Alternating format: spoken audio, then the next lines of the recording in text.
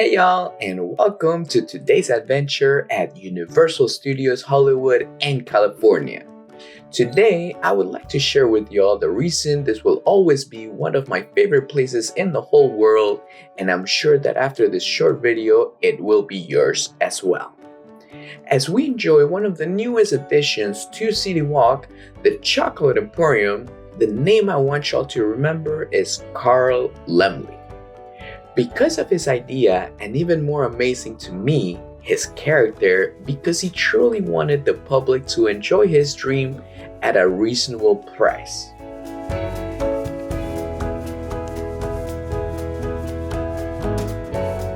While we are walking on City Walk that opened in 1993 here in California, we get to the famous Blue Gorilla, which is the first example we see that they have the public in mind.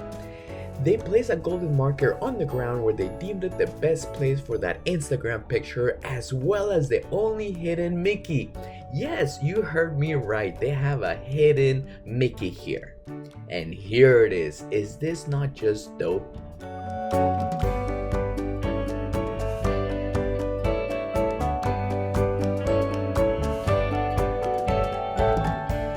Now back to my boy, Mr. Carl Laemmle. He actually was on the lookout to expand his business into his own clothing line. But during his hunt, he saw a big line of people waiting to see a Nickelodeon.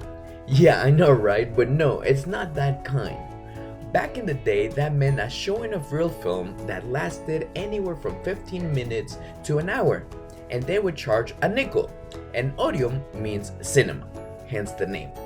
Seeing this, Carl decided to open up his own theater, and it was an instant hit. He opened up more and started Laemmle Film Service, which became the biggest film distributor in the US.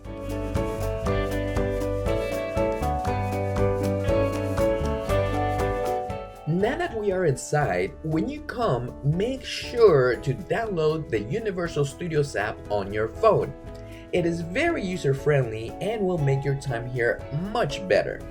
It gives you wait times, tells you if a show is canceled, and gets you into virtual lines, which, with the new addition of Super Nintendo World, you will need it.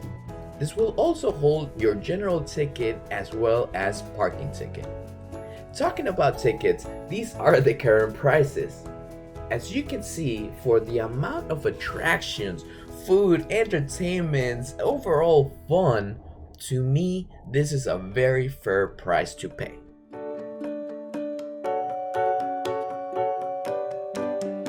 Now, in 1909, Thomas Edison came to change how movies were made, which we cannot get into it in this video, but Carl had to start his own film company named the Independent Movie Picture Company.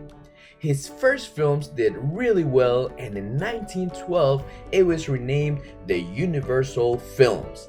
And this, ladies and gentlemen, is the first glimpse at Universal. They went on to revolutionize the way movies work, introducing editing and written dialogue, which had not been done before. And because he was so successful, he opened up Universal City Studios, capital of the film world. I don't know about y'all, but that just gave me chills. And talking about chills, when you come, make sure to bring cold water and snacks to keep up your energy the whole day. But like I said, prices are very fair here if you choose to just eat here.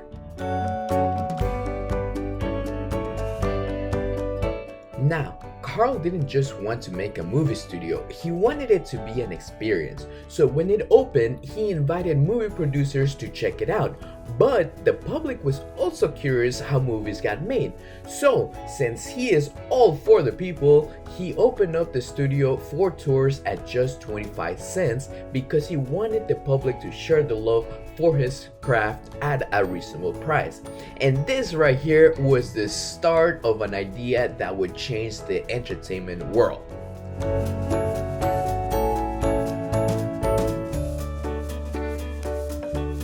Now, from back in the day to present day, a lot of things happen that only make me appreciate Universal Studios even more. So let's get into the bittersweet part of it.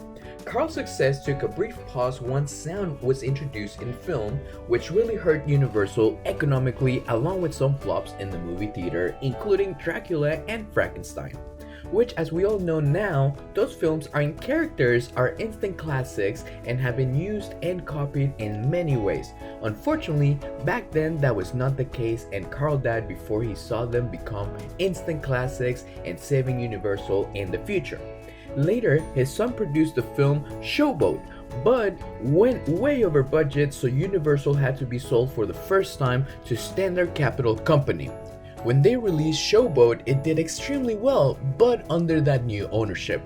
But this helped pave the way to more budget-friendly movies, and with that, Standard Capital Company changed its name to New Universal Films. This was around World War II, which boosted them incredibly, for at this time is when people needed entertainment, so they went to produce some amazing classics.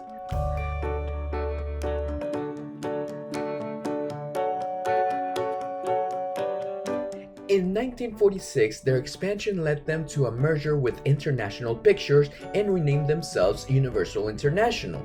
Their goal was to improve their quality in their production, but this did not work out, and yet again it was sold to Decca Records, which was one of the best things because Decca revisited the idea Carl had about the studio tour, but when they reopened it, the public caused thousands in damages, so they had to shut it down.